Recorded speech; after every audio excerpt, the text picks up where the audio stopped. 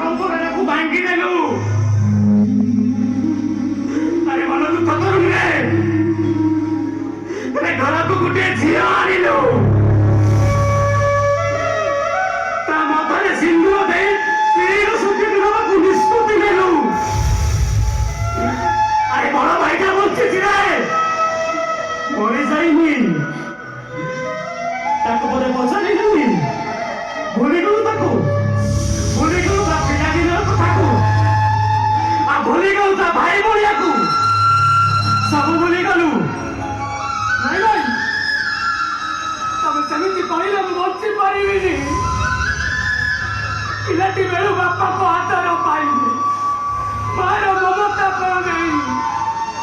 ନିଜ ରକ୍ତକୁ ପାଣି କରି ତମେ ମୋ ବାପା ମା ହେଇଛ, ମତେ ମଣିଷ କରିଛ। ଏତେ ବଡ଼ ସ୍ୱାର୍ଥପର ମୁଁ ହେଇପାରିବିନି ଭାଇ, ହେଇପାରିବିନି। ଆରେ ମୁଁ ସେ କଥା କହୁନି ରେ, ତୁ ମୋଠୁ ମୋ ଅଧିକାରଟା ଛଡ଼େଇ ନେଲୁ ଯେତେବେଳେ ଏ ଆତ୍ମାକୁ କେତେ ଯେ ବାଧିଥିବ ସେ କଥା ମୋ ଭଳି ବଡ଼ ଭାଇମାନେ ହିଁ ଅନୁଭବ କରିପାରିବେ। ଭାଇ ରାତି ଥିଲେ ଦିନ ଥାଏ, ଆଉ ଦିନ ଥିଲେ ରାତି ଥାଏ। ପାପ ଥିଲେ ପୁଣ୍ୟ ଥାଏ, ଆଉ ଭୁଲ ଥିଲେ କ୍ଷମା ଥାଏ।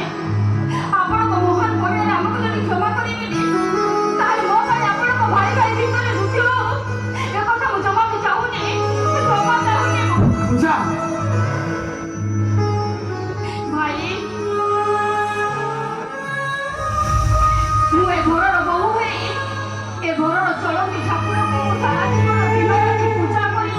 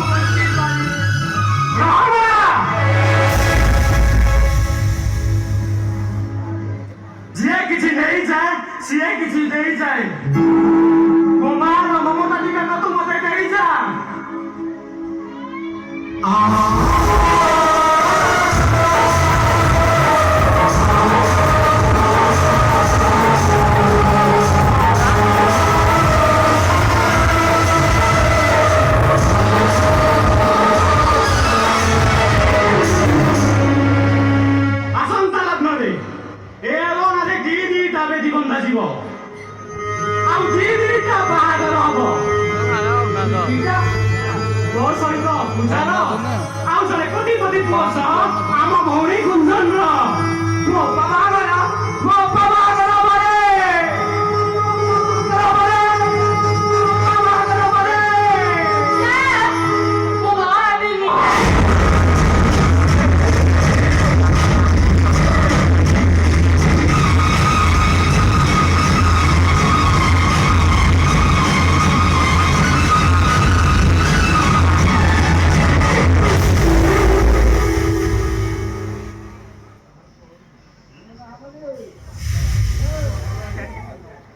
କୁଞ୍ଜନ କଣ ଏ ଝିଅ କିଏ? କିଏ କଣ କହୁଛୁ ମ ତୋ ସାନ ଭାଉଜ ବା ଆଁ? ମାନେ ମୋ ସ୍ତ୍ରୀ ଏଇ ତାମାନେ ତୁ ହେଇନି ମ ଆଉ ଆସନ୍ତା ଲଗ୍ନରେ ଏକା ବେଳେ ହବ ଭାଇ ଏ ଗରମ ଲାଗୁଛି ଏ କଥା କଣ ସତ? ଆରେ ହଁ ଏଇ ପୂଜାଇ ଆମ ଘର ସାନ ବୋଉ ଆସିବ ଆଉ ସେଇ ଲଗ୍ନରେ ମୁଁ ତ ବାହାଘରଟା ବି କରିବାକୁ ମାନସିକ ସ୍ତରରେ ପ୍ରସ୍ତୁତ ହେଇସାରିଛି ନାଇଁ ଭାଇ ମୁଁ ହେଇପାରିବିନି।